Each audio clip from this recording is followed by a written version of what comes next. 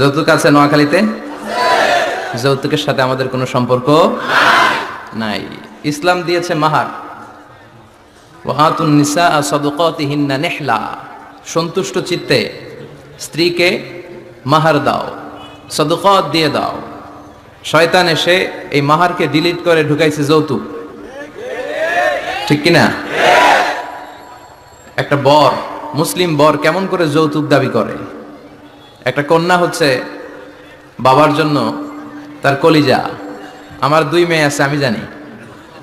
তো মেয়েকে দিল মানে তো বাবা তার কলিজাটাই ছিঁড়ে দিল।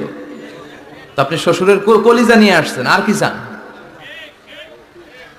যৌতুক খাওয়া এটা ভয়ঙ্কর ধরনের অপরাধ।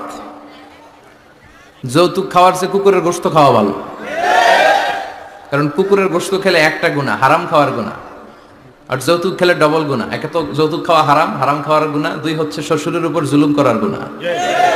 ওয়া যুলমু যুলমাত ইয়াউমাল কিয়ামা, জুলুম, অত্যাচার, oppression in the day of রেজারেকশনে আল্লাহ তাআলা এটাকে আপনার ঘাড়ে চাপাবে, অন্ধকার করে দিবে, আপনি চোখে মুখে কিছুই দেখবেন না। এজন্য যৌতুকের সাথে আমাদের কোনো সম্পর্ক